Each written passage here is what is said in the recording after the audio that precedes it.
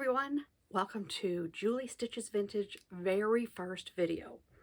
I am going to show you how I make these really cute zipper bags. This is one of my favorites. I made this for a friend and have not yet delivered it. Why am I doing this? I really want to give back. I have learned so much from everybody in this group, and it is my turn to share what I know, and so you can make beautiful things too. So thanks for joining me on the journey, and let's get started. All right, let's make a zipper bag. Here are all the things you're going to need. So you need your feature fabric. I have cut it so that there's a little bit of space around because you're going to have binding and you're going to have your zipper and a seam.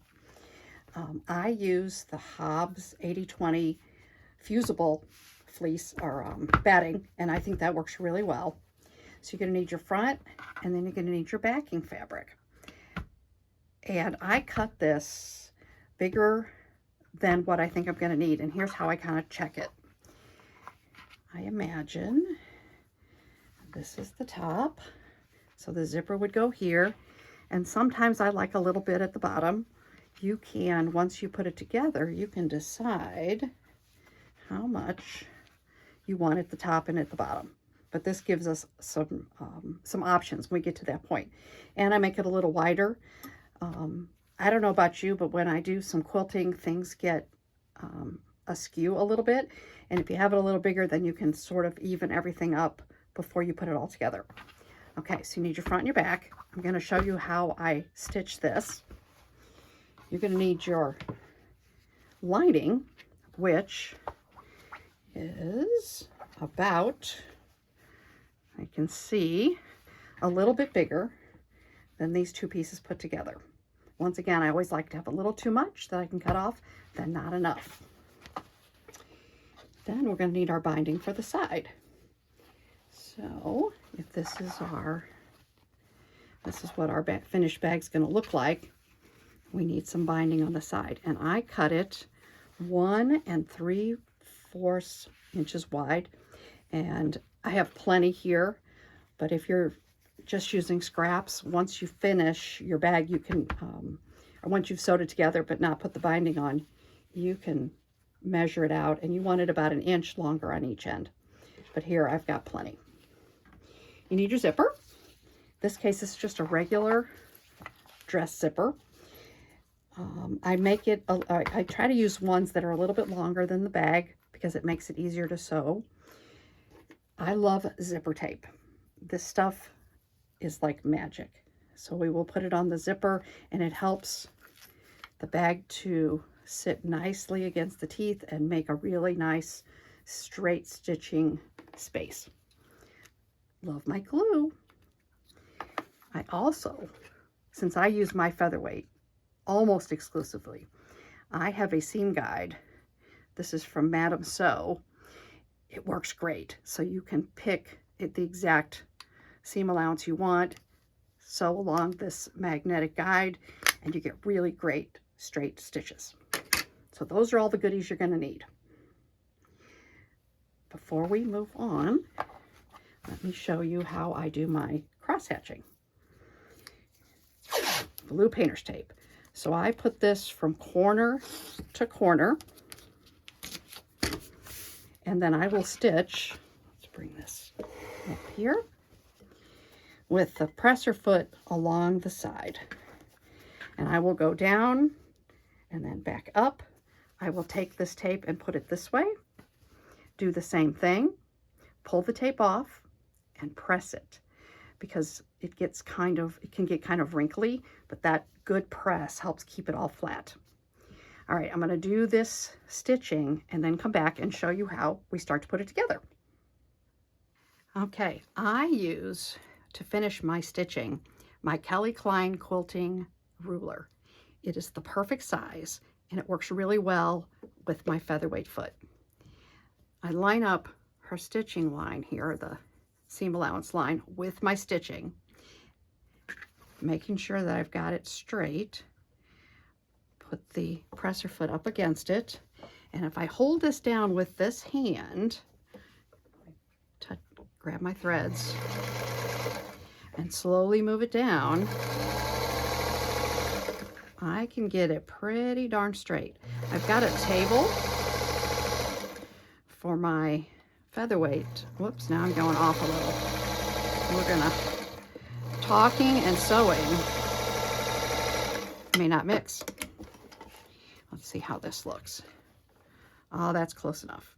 So, and I just rotate it and do the next line. So I'm gonna finish this and then we'll come back. All right, we've got the cross hatching finished, and now it's time to square it up a little bit. Trim off all these little tails. It's really fun working with gingham because there's lines and you can make it nice and even.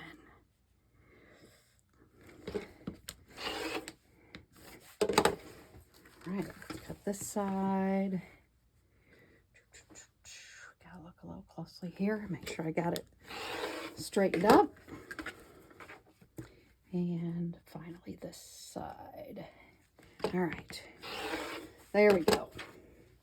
Into the trash and onto the floor.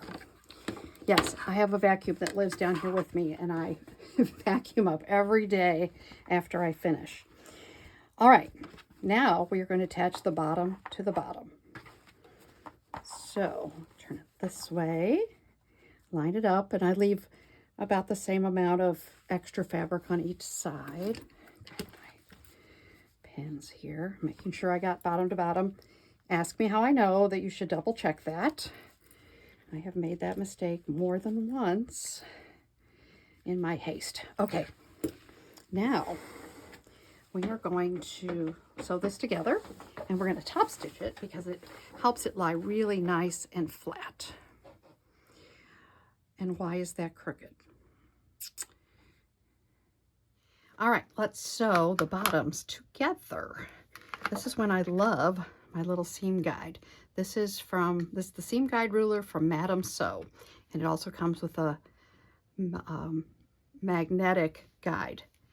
So we are going to do a generous 1/4 inch, and there's a little play once you stick the needle in, so I'm going to push it all the way to the right gently. Don't want to mess up my needle. Attach the seam guide, and that will give you just the right amount of a seam allowance.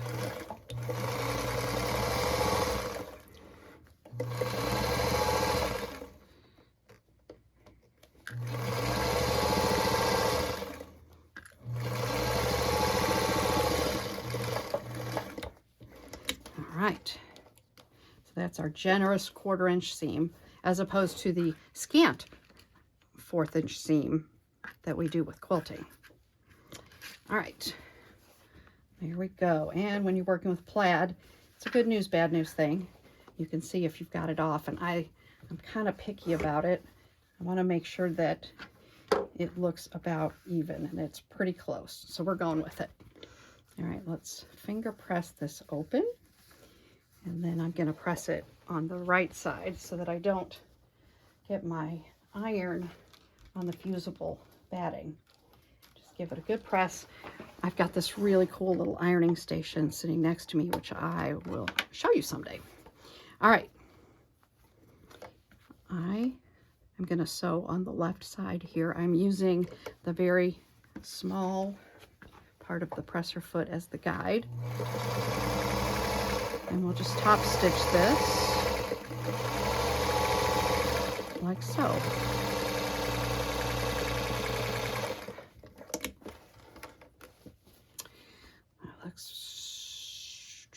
It looks okay. And then we're going to do this side. This might be a Julie bag and not a cell bag because I'm going a little faster than I normally would.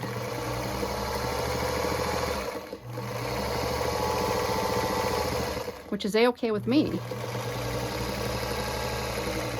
because a girl can never have too many zipper bags. All right, so there we go. So you've got that nice and finished. And you can kind of see how your bag's going to turn out. You can do do this all the way to the bottom and have this as the front. So there's one look. Or we can give it a little bit, which is the way it tends to bend a little bit like that. So I'm probably going to do that. Yeah, I like that. I'm just going to press this. Okay. All right. So that's that. We are going to be ready for the lining in just a minute.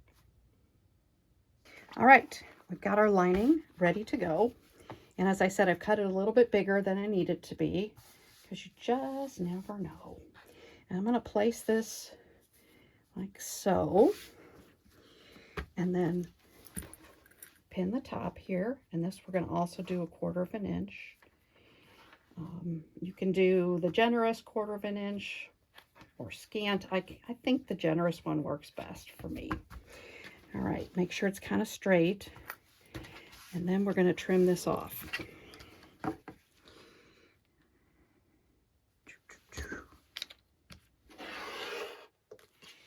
need either a new cutting mat, which I think that's it, or new blades, or both.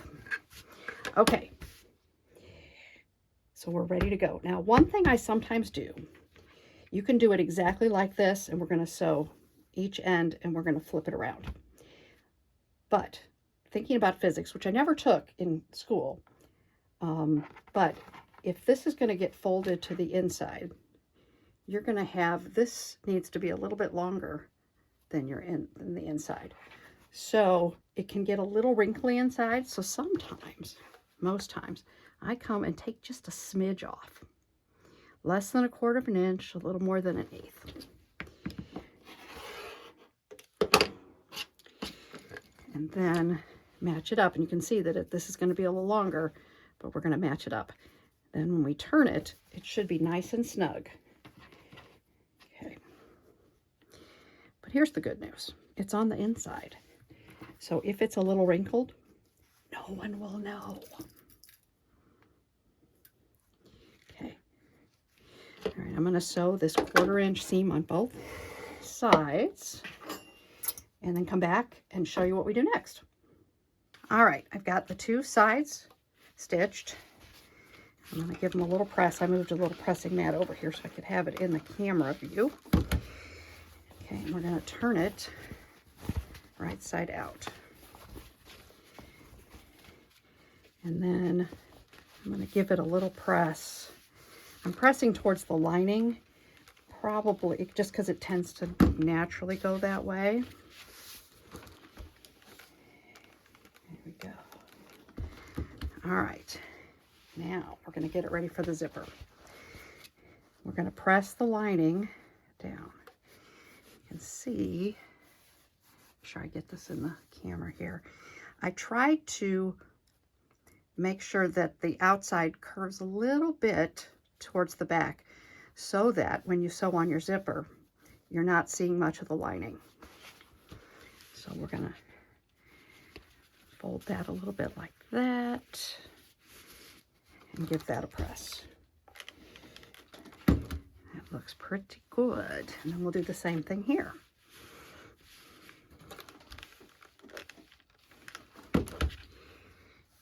All right. Okay. You can trim this now if you'd like. And I think that's what we're going to do.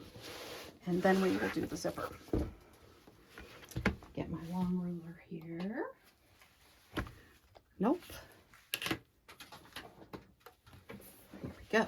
All right, remove this iron so I don't burn myself. Yes, I do talk to myself while I'm sewing, which is good. I'm fairly good company. Actually, most of the time when I'm sewing, I have a little TV down here, and my husband and I love old movies, film noir, which are like detective movies in black and white. And so on YouTube, there are so many, and all with the great names like Caught, Suddenly in Jail, Mystery Woman. And the plots are pretty similar, but I sure do enjoy them. Okay, I can see my checks are a little off, but it's not too bad. Like I said, this will be a Julie bag. Okay. Come on. All right. There we go. This is going to be so cute. I love it. Okay. Zipper time. All right. So I place my zipper like so. And I usually, this is longer than I usually need, but that's what I have. I want a couple inches on each side. If I have a little extra, maybe I'll have a small one for Barbie clothes or something. All right, my tape. So I put the tape on a little bit both sides, you know, coming off a little bit longer than your bag.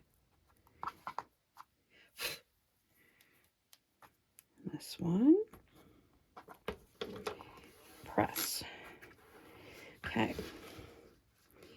Peel it off, and it should leave just a little bit of the sticky stuff. Come on. It looks like I'm lying. All right, hang on. We're going to figure this out. I may have some bad tape here. There we go. Using your fingernail to really press it down tight helps.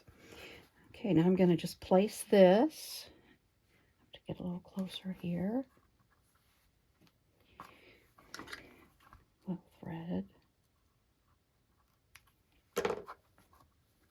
Right up to the zipper. And you can adjust this as you're sewing if you realize that it's a little bit off. Okay. There we go. Sometimes I will use a little pin just to keep it from rolling. That's okay. So that looks pretty even. All right. Let's sew this on. And you'll see how close we're getting to having a finished bag. And these are, doing zippers this way is so easy. Not having to do the little tabs on the end. I am always struggling with that, so this works for me. Okay. And I just try to make sure that the same amount of fabric is showing on the right-hand side, so I get it nice and even.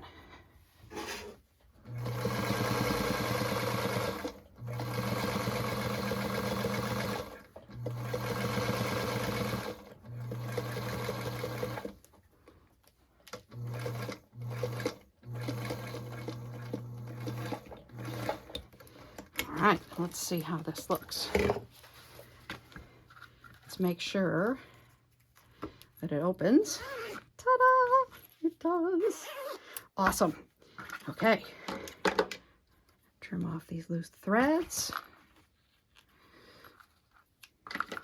And now we'll do the top. Okay.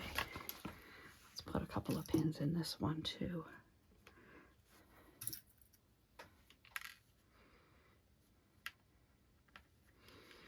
All right. Peel the tape off. There it goes. And here you want to match up your ends, which is probably why it's a good idea to do your trimming before you do this step. Every now and then they're not exactly perfect, and then you can trim again. Okay, so we're doing that along there. Now, put the pin in this way so I can open the zipper, because we're going to need to open it up in order to sew it. And this is why long zippers are so great. I know it's a little bit of waste. This is more than we needed, but we're going to turn it inside out Sorry, my head keeps bonking the camera. I apologize for that.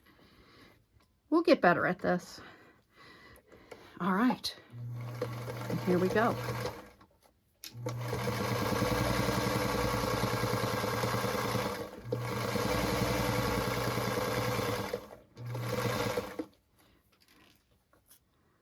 Just make sure there you can reposition as you go.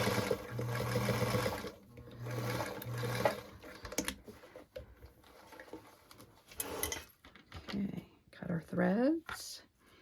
When I don't cut the threads, they end up in really weird places when I'm all finished, stuck in seams and kind of goofy. All right.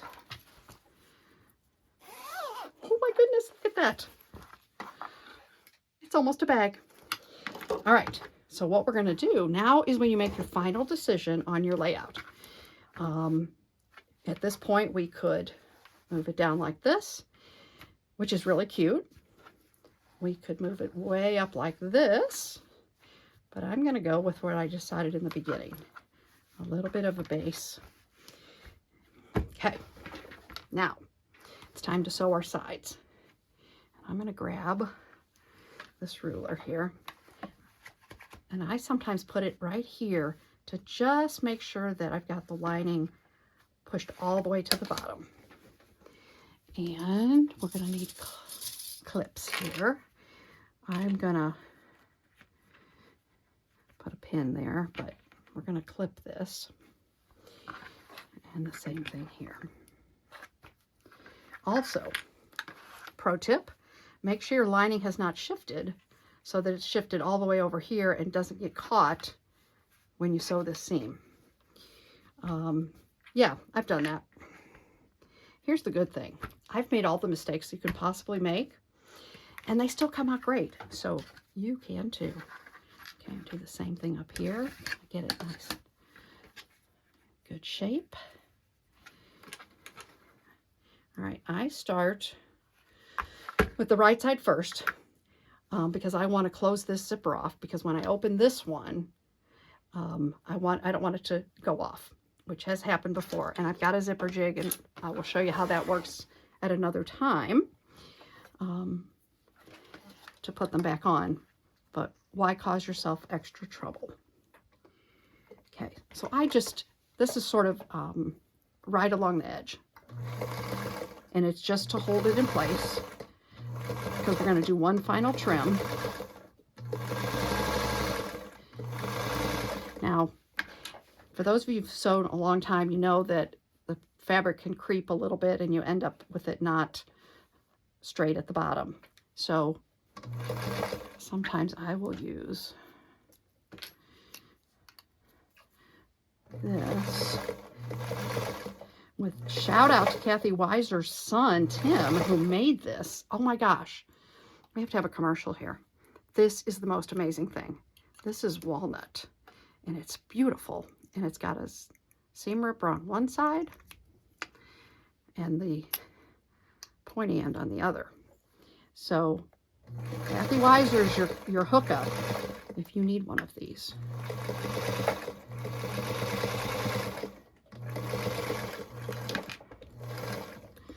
Okay.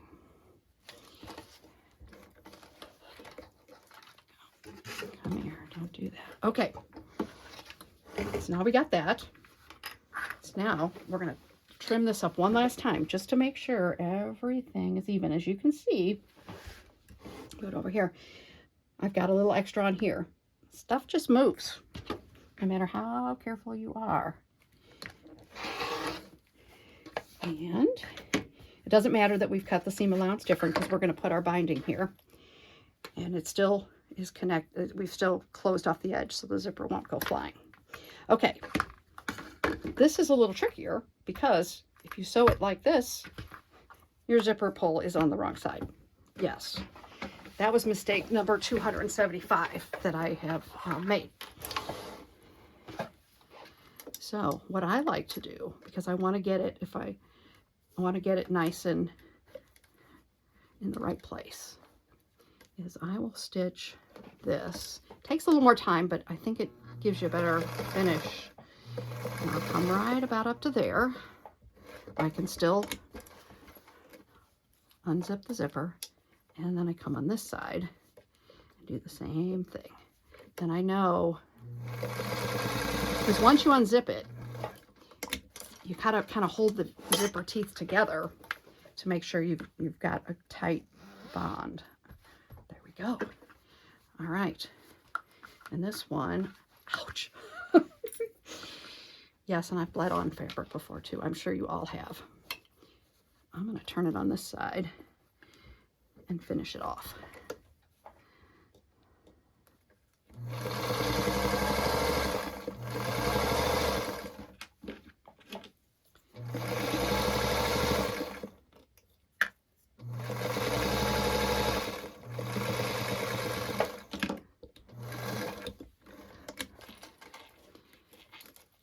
And just for the heck of it, let's, oh shoot. Yeah, that's good. All right. Now pull the zipper all the way back and let's trim this side off. Once again, making sure everything's even. Kind of line it up. I usually line it up a little bit with my stitching and checking that it's lined up with the top and lined up at the bottom.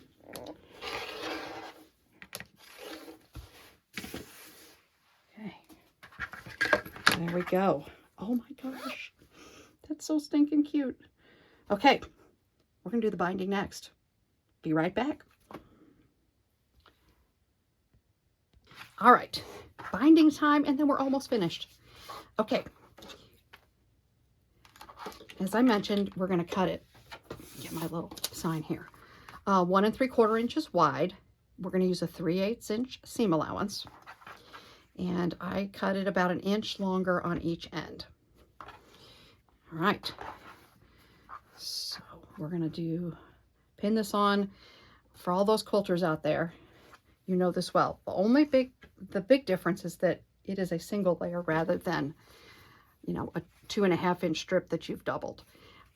You could certainly do that if you want more fabric there. It's a little tougher to work with. So I'll leave that up to you, what you think is best for your purposes.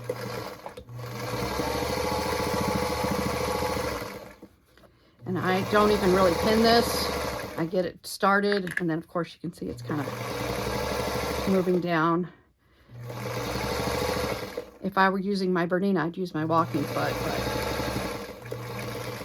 I just love my featherweight. I use it 90% of the time. It's just the sound, the smoothness, the stitch, and knowing, you know, how many other women may have used this, or women who are no longer, a woman who is no longer here. It's pretty amazing. All right, so we got one side. Let's move the zipper back so that it doesn't get in the way. Let's do this side. And then I'll show you how we turn it and glue it and get it ready for sewing. All right, so I've got both of sides sewn, and now it's time to press it. And I press it outward, press the little sides. Ooh, this iron matches this bag. That's kind of cute. I'm somehow drawn to red and turquoise. I don't know why, but it's such a great combo. Somebody with a color theory could probably explain that to me. I'm going to trim this one a little bit. All right. So now we're going to glue it. The first thing I do, make sure you can see this okay, is I glue under this little seam allowance and press it down. Then I glue the entire extra piece and fold it over.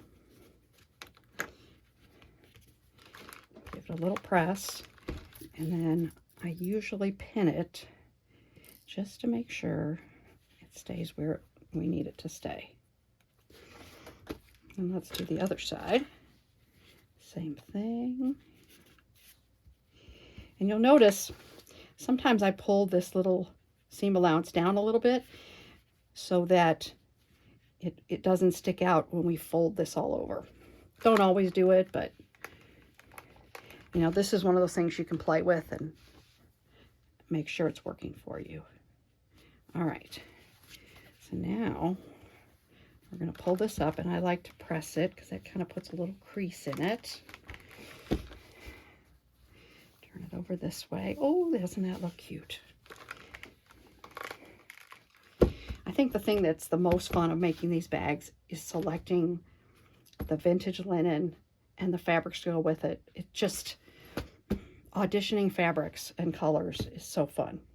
Okay, now we're going to fold this up, and I finger press it a little bit, and then I fold it up and just make sure that it is covering my stitching right here. And it is. So now I can use glue. Now you can use the liquid glue, the little drops. I know Kelly's got a great little dropper bottle. I have done that, and that works just as well. I kind of like the sticky one, the glue sticks. But you work with what you use, what works for you. Okay, we're going to do this like that. And now fold it up,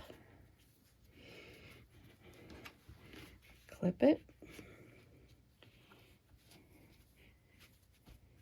Getting this really nice and even can be challenging, but I think slight imperfections are okay. Life's too short to be perfect every time. Now press this down, and then look at that. It's a beautiful thing. Okay, so we're going to do the same thing on the other side. And when you're finished with that, you can do one of two things. You can top stitch this. I have done that. It can be a little challenging. You can get it nice and even on the front, and it can be a little janky on the back.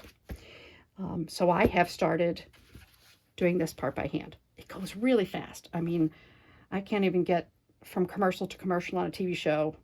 It doesn't even take that long to do it. So it's perfect. You can do a bunch of these and then sit and do your hand sewing all at once.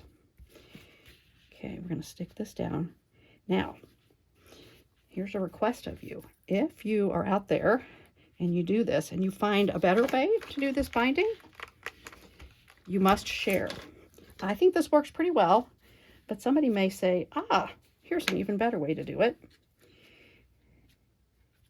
And we can all learn different ways to do things. Okay. All right, I'm going to finish that, and then we'll be off camera, so we'll be done. One last step that I do is I give it a little label. And Kelly's got on her site where you get these from. They are, everything is usually handy here. One moment, please. Ever Emblem. They are the best. Iron on, they're great. I have some Julie Stitches Vintage, and then I have some Julie Thomas ones from before I became Julie Stitches Vintage. So we're going to use this one. And let's kind of figure out where the center is. That's close. Iron it on. Use a pressing cloth because you need about 10 to 15 seconds. And you want to scorch this beautiful creation. Okay. And then I often use ribbon, grosgrain ribbon, to put a little pull on it, or you can make your own, and you need one that's about 1 inch wide and about 9 inches long, a strip. Fold them to the center, and I use glue a lot for this too, and then fold it like that, stitch it, trim them on a corner, and you can put that in, and you are good to go. So there you go. My first video, feedback welcomed, and we're going to do more because this was actually a whole lot of fun. So thanks, everybody. I can't wait to see what you make. Bye-bye.